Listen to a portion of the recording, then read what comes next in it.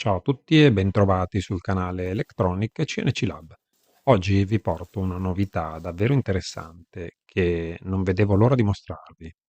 Un nuovo display touchscreen da 3,5 pollici che mi è stato inviato gratuitamente da Elecrow, un'azienda molto attiva nel mondo maker ed educativo. Quindi in questo video vedremo insieme l'unboxing dettagliato con tutto il contenuto della confezione.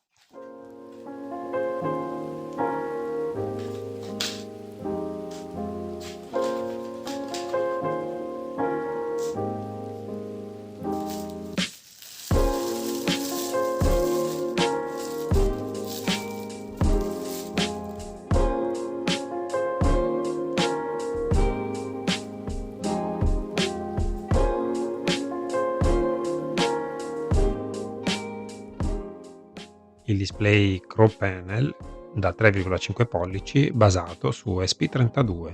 Le specifiche tecniche principali di questo display: l'installazione delle librerie necessarie con istruzioni a schermo e alcuni test pratici di funzionamento e alla fine una tabella imparziale con tutti i pro e i contro che ho riscontrato.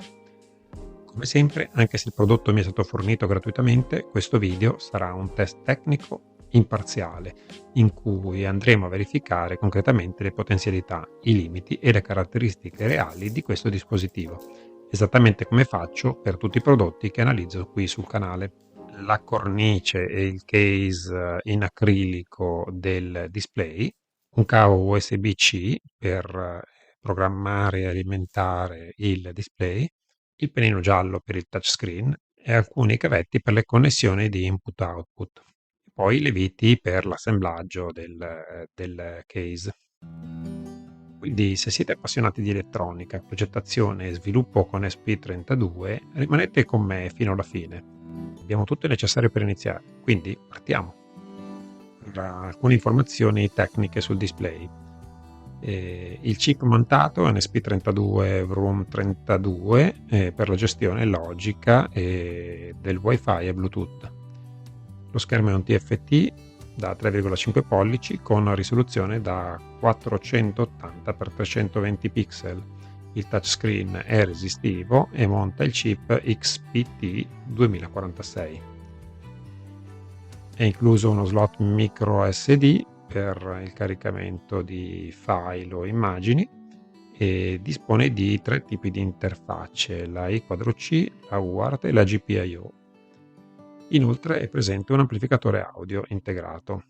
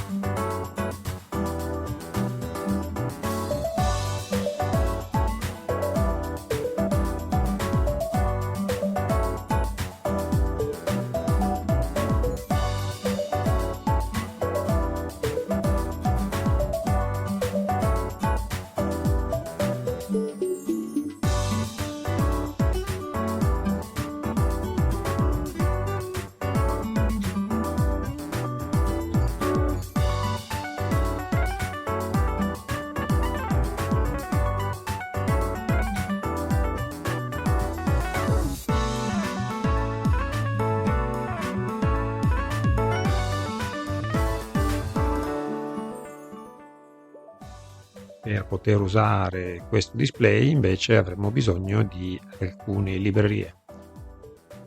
Tra queste ci sarà la libreria ESP32 per Arduino IDE e poi le librerie TFT e SPI e XPT2046 e infine la LVGL per la gestione della grafica.